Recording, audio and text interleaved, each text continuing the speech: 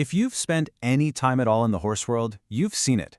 Disagreements between trainers, vets, saddle fitters, therapists, they're not just common, they're practically a feature of the landscape. But have you ever wondered why these talks about the horse so often spiral into what feels like a personal battle? Well, let's get into it. The answer goes way deeper than just personality clashes. We're about to uncover the hidden psychological systems that turn a simple difference of opinion into all-out war. Yeah, I bet this quote hits home for a lot of you. It's from the source material for this explainer, and it just rings so true, doesn't it? Whether we're talking about training methods, hoof care, tack fit, that tension between different experts is something most of us have seen or maybe even been a part of. It's almost just expected.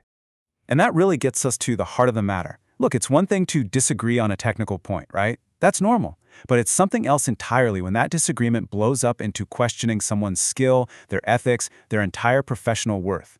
We're going to find out why that happens and why it's so predictable.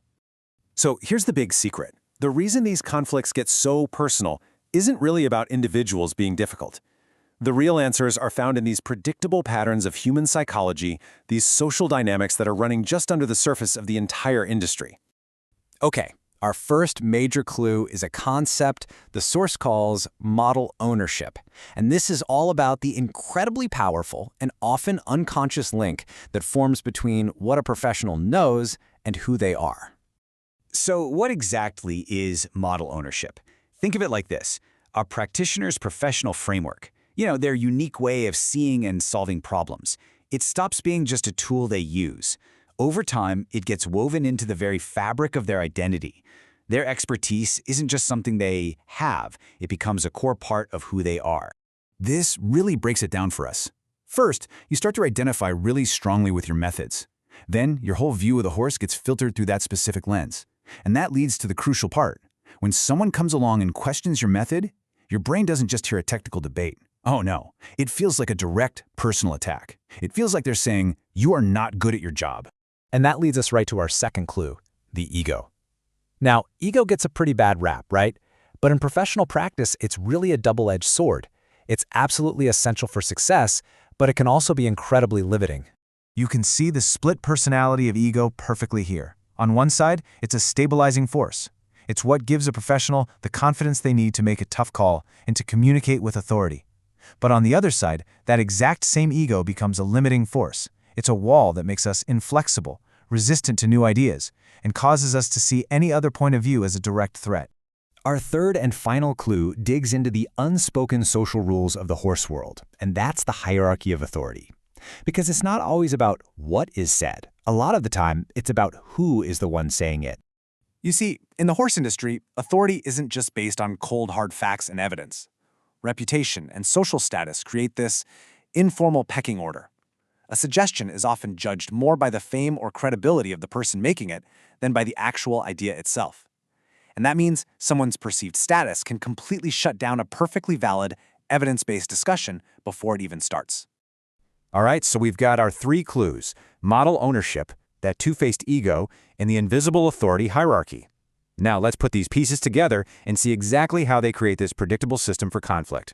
This is the classic path a disagreement takes. It starts with just a simple difference. Two pros see the same horse in two different but valid ways. Then comes the challenge. And because of that model ownership and ego we talked about, this challenge triggers immediate defensiveness.